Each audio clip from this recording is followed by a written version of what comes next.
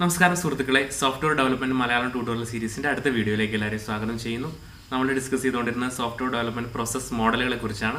കഴിഞ്ഞ വീഡിയോയിൽ നമ്മൾ വാട്ടർഫാൾ മോഡലിനെ കുറിച്ച് ഡിസ്കസ് ചെയ്തു. ഇന്ന് നമ്മൾ ഡിസ്കസ് ചെയ്യാൻ പോകുന്നത് അടുത്ത മോഡലാണ്. അതാണ് പ്രോട്ടോടൈപ്പ് എന്ന് പറയുന്നത്. പ്രോട്ടോടൈപ്പിംഗ് അല്ലെങ്കിൽ പ്രോട്ടോടൈപ്പ് മോഡൽ എന്ന് പറയുന്നത് വാട്ടർഫാൾ മോഡലിന്റെ രണ്ട് ഡ്രോബാക്സിനെ ഓവർകം ചെയ്യാൻ വേണ്ടിയിട്ട് വന്നതാണ്. വാട്ടർഫാൾ മോഡലിലെ ഏറ്റവും വലിയ ഡ്രോബാക്ക് എന്ന് പറയുന്നത് റിക്വയർമെന്റ് ഫ്രീസ് ചെയ്യും എന്നുള്ളതാണ്. അതായത് റിക്വയർമെന്റ് ഒരിക്കൽ തീരുമാനിച്ചു കഴിഞ്ഞാൽ പിന്നീട് അതിന് മാറ്റം വരില്ല എന്നുള്ളതാണ്. ചില സിറ്റുവേഷനിൽ നമുക്ക് റിക്വയർമെന്റ് കറക്റ്റായിട്ട് ആദ്യത്തെ ഘട്ടത്തിൽ തന്നെ മനസ്സിലാക്കാൻ പറ്റില്ല. കാരണം നമ്മൾ മനസ്സിലാക്കി വന്ന് അനാലിസിസ് ഒക്കെ നടത്തി ചെയ്തു തുടങ്ങുമ്പോഴായിരിക്കാം ചില കാര്യത്തെക്കുറിച്ചുള്ള കൂടുതൽ വ്യക്തതകൾ വരുന്നത്. അപ്പോൾ നമുക്ക് പിന്നീട് ബാക്ക്വേർഡ് പോകാനായിട്ട് വാട്ടർഫാൾ മോഡലിന് പറ്റില്ല. സോ ഈ ന്യൂനത പരിഹരിക്കാനാണ് നമ്മൾ പ്രോട്ടോടൈപ്പ് മോഡൽ യൂസ് ചെയ്യുന്നത്. പ്രോട്ടോടൈപ്പ് മോഡലിൽ പ്രോട്ടോടൈപ്പ് എന്നുള്ള പേര് പോലെ തന്നെ നമ്മളൊരു പ്രോട്ടോടൈപ്പ് ആദ്യം ഉണ്ടാക്കി കൊടുക്കും. അതായത് നമുക്കൊരു റിക്വയർമെന്റ് അനാലിസിസ് വളരെ തറവായിട്ടും നമ്മൾ നടത്തില്ല. നമുക്ക് ആദ്യം കിട്ടുന്ന ഇനീഷ്യൽ കുറച്ച് റിക്വയർമെന്റിനെ ബേസ് ചെയ്തിട്ട് നമ്മളൊരു സാമ്പിൾ സിസ്റ്റം ഉണ്ടാക്കി കൊടുക്കും. സാമ്പിൾ സിസ്റ്റം എന്ന് പറഞ്ഞാൽ ഒരു പ്രോട്ടോടൈപ്പ് ആയിരിക്കും. അതൊരു ഒറിജിനൽ സിസ്റ്റം ഒന്നും ആയിരിക്കില്ല. നമ്മൾ ഒരു ഒറിജിനൽ സിസ്റ്റം പോലെ ഇരിക്കുന്ന ഒരു സാമ്പിൾ, ഒരു മോഡൽ ഉണ്ടാക്കി കൊടുക്കും. ഈ മോഡൽ നേരെ ക്ലയന്റിന് കൊടുക്കുമ്പോൾ ക്ലയന്റിന് കുറച്ച് ഐഡിയ അതിനെക്കുറിച്ച് കിട്ടും. ക്ലയന്റിന് അത് കിട്ടിയതിന് ശേഷം ക്ലയന്റ് അതിൽ വർക്ക് ചെയ്യും. അതിൽ വർക്ക് ചെയ്യുമ്പോഴാണ് ക്ലയന്റ് പറയുന്നത് ഇത് ഇങ്ങനെയല്ല വേണ്ടത്, വേറെ കുറച്ച് കാര്യങ്ങൾ ഇതിൻ്റെ അകത്ത് വേണമായിരുന്നു, അല്ലെങ്കിൽ ഇതിൻ്റെ അകത്ത് ചേഞ്ചുകൾ പറയുന്നത്. അപ്പോഴാണ് ഈ പറയുന്ന സോഫ്റ്റ്വെയർ ഡെവലപ്പ് ചെയ്യുന്നവർക്ക് ഇതിനെക്കുറിച്ച് കുറച്ചുകൂടെ ഐഡിയ കിട്ടുന്നത്. അത് അങ്ങനെയാണ് ചെയ്യേണ്ടത്. അപ്പോൾ അവർ അതിൽ മോഡിഫിക്കേഷൻ വരുത്തി വീണ്ടും മറ്റൊരു പ്രോട്ടോടൈപ്പ് കൊടുക്കും. ആ പ്രോട്ടോടൈപ്പിൽ വീണ്ടും ക്ലയന്റ് വർക്ക് ചെയ്യും, പുതിയ ചേഞ്ചസ് പറയും. അങ്ങനെ ഇവർക്ക് അതിൻ്റെ ഇടയ്ക്ക് കാര്യങ്ങൾ ക്ലിയർ ആയിക്കൊണ്ടേയിരിക്കും. അവർക്ക് മനസ്സിലാവാത്ത കാര്യങ്ങൾ ക്ലിയർ ആയിക്കൊണ്ടേയിരിക്കും. ഓൾറെഡി മനസ്സിലായ കാര്യങ്ങൾ പിന്നീട് അവർ പ്രോട്ടോടൈപ്പ് കൊടുക്കില്ല. മനസ്സിലാവാത്ത കാര്യങ്ങൾ മാത്രം വീണ്ടും പ്രോട്ടോടൈപ്പ് ഒരു സാമ്പിൾ കൊടുക്കും. അതിനുശേഷം ക്ലയന്റിന്റെ സജഷൻ മേടിച്ചതിന് ശേഷമാണ് അതിൽ മോഡിഫിക്കേഷൻ വരുന്നത്. ഇതാണ് പ്രോട്ടോടൈപ്പിന്റെ ഒരു അപ്രോച്ച് എന്ന് പറയുന്നത്. സോ ഇത് ശരിക്കും പറഞ്ഞാൽ റിക്വയർമെന്റിനെ കുറിച്ച് വലിയ ക്ലാരിറ്റി ഒന്നും ഇല്ലാത്ത സിറ്റുവേഷനിലാണ് ഇത് അപ്ലിക്കബിൾ ആയിട്ടുള്ളത്. റിക്വയർമെന്റിനെ കുറിച്ച് ഒരു ഗ്രാഹ്യമില്ല. റിക്വയർമെന്റ് മൊത്തത്തിൽ നമ്മൾ അനാലിസിസ് നടത്തിയിട്ടും നമുക്ക് കാര്യമായിട്ട് റിക്വയർമെന്റ് ഇല്ല എന്നുണ്ടെങ്കിൽ അവിടെ നമുക്ക് ഈ പ്രോട്ടോടൈപ്പ് അപ്രോച്ച് യൂസ് ചെയ്യാനായിട്ട് സാധിക്കും. ഇതിന്റെ ഏറ്റവും വലിയൊരു അഡ്വാൻറ്റേജ് എന്ന് പറയുന്നത് റിക്വയർമെന്റ് ചേഞ്ച് ചെയ്താലും നമുക്ക് പ്രോബ്ലം ഇല്ല എന്നുള്ളതാണ്. കാരണം നമ്മളൊരു പ്രോട്ടോടൈപ്പാണ് ഉണ്ടാക്കി കൊടുക്കുന്നത്.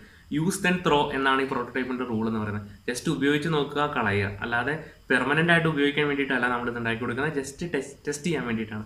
അപ്പോൾ അതിൽ ഏറ്റവും ബേസിക് ആയിട്ടുള്ള കാര്യങ്ങൾ മാത്രമേ ചെയ്യത്തുള്ളൂ. ഒരുപാട് ടെസ്റ്റിംഗ് ഒന്നും അതിനു വേണ്ടി ചെയ്യില്ല. അതായത് ജസ്റ്റ് യൂസർക്ക് അത് മനസ്സിലാവുക, എന്താണ് അവർ ഉദ്ദേശിച്ചതെന്ന് മനസ്സിലാവാൻ വേണ്ടിയിട്ട് ക്ലയന്റിന് കൊടുക്കുന്ന ഒരു കാര്യമാണ്. അതിൽ ഒരുപാട് ടെസ്റ്റിങ്ങും കാര്യങ്ങളൊന്നും ചെയ്യില്ല. വളരെ എസെൻഷ്യൽ ആയിട്ടുള്ള കാര്യങ്ങൾ മാത്രമേ ഉണ്ടാവൂ. അപ്പോൾ അതുകൊണ്ട് അങ്ങനെ കുറച്ച് കോസ്റ്റ് കുറയ്ക്കാനായിട്ട് ഇതിൻ്റെ അത് പറ്റും. പക്ഷേ അറ്റ് ദ എൻഡ് ചിലപ്പം കോസ്റ്റ് കൂടിയേക്കാം. അങ്ങനെ ഒരു പ്രശ്നമുണ്ട്. കാരണം നമ്മൾ ഒരുപാട് പ്രോട്ടോടൈപ്പുകൾ ഇങ്ങനെ ഉണ്ടാക്കുമ്പോൾ ഈ പ്രോസസ്സ് ഒരുപാട് നീണ്ടുപോകും. ക്ലയന്റ് ഇങ്ങനെ പറഞ്ഞുകൊണ്ടേയിരിക്കും.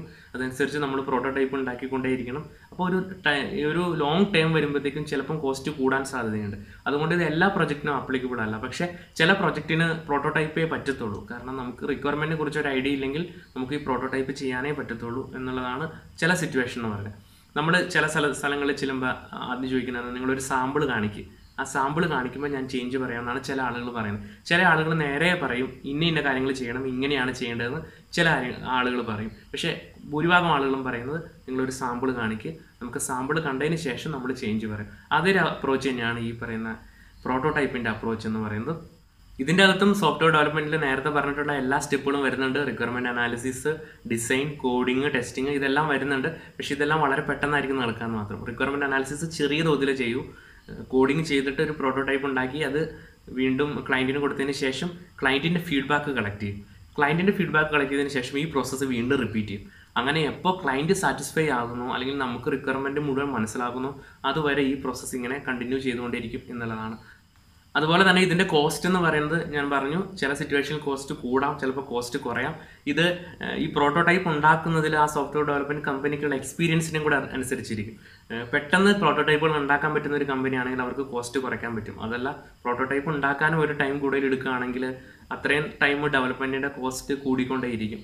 സോ ഇത് ചില സിറ്റുവേഷനിൽ ആപ്ലിക്കബിളും ചില സിറ്റുവേഷനിൽ ആപ്ലിക്കബിൾ അല്ലാത്തതുമായിട്ടുള്ള ഒരു പ്രോസസ് മോഡലാണ്. സോ നിങ്ങൾക്ക് ഇത് മനസ്സിലായി എന്ന് വിശ്വസിക്കുന്നു. എന്തെങ്കിലും സംശയം ഉണ്ടെങ്കിൽ താഴത്ത് കമൻറ്റ് ചെയ്താൽ നമുക്കത് ഡിസ്കസ് ചെയ്യാവുന്നതാണ്. അടുത്ത വീഡിയോയിൽ നമുക്ക് അടുത്ത പ്രോസസ് മോഡൽ ഡിസ്കസ് ചെയ്യാം.